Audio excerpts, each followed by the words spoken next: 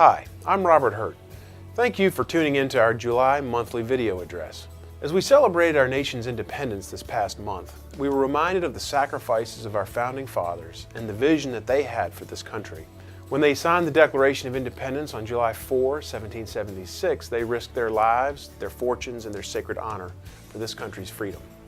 We must remember that this document not only guaranteed freedom for the people of America, but also enshrined the principles of limited government, individual liberty, and free enterprise, the same principles that continue to guide us today. This month, we continued our pro-growth agenda that I believe will lead to jobs across America and the 5th District. With unemployment continuing to affect so many, we must look for every opportunity to make it easier for our Main Street businesses and our farmers to succeed. That is why I introduced the Preserving Rural Resources Act, a bipartisan bill that will allow our farmers to shift their time and resources from cutting through more government red tape to expanding production and creating the jobs that our local communities need. For similar reasons, I introduced the Audit, Integrity, and Job Protection Act, a bill that was approved by the House of Representatives this past month and has been reported to the Senate. This common sense legislation will remove the threat of onerous federal overregulation on our local businesses so that they can continue to focus on hiring and expanding. The President's health care law is another example of a federally created impediment to job creation. Earlier this month, the Obama administration announced it will postpone for 1 year the enforcement of the employer mandate created by the law.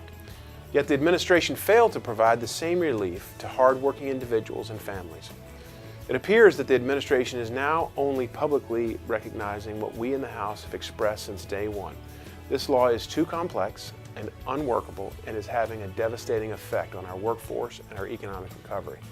There is no question that our Main Street businesses in 5th District, Virginia are struggling to comply with the law's provisions, but individuals and families are also suffering from its harmful effects as they cope with higher insurance premiums.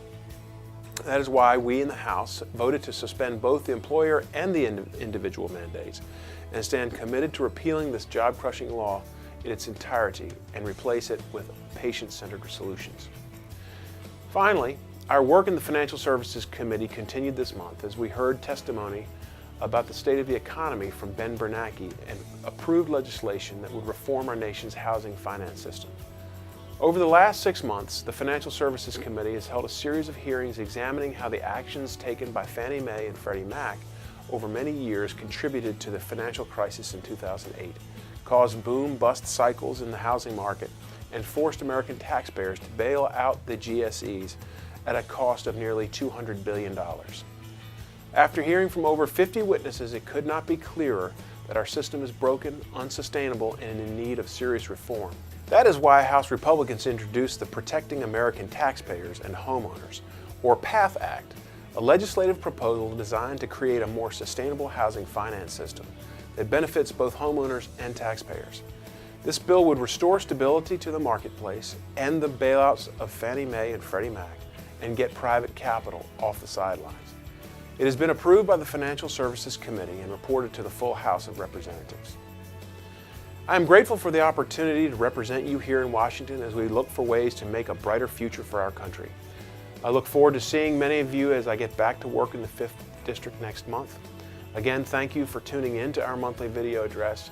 I encourage you to sign up for more frequent updates at our website at hurt.house.gov and join the conversation on our social media pages.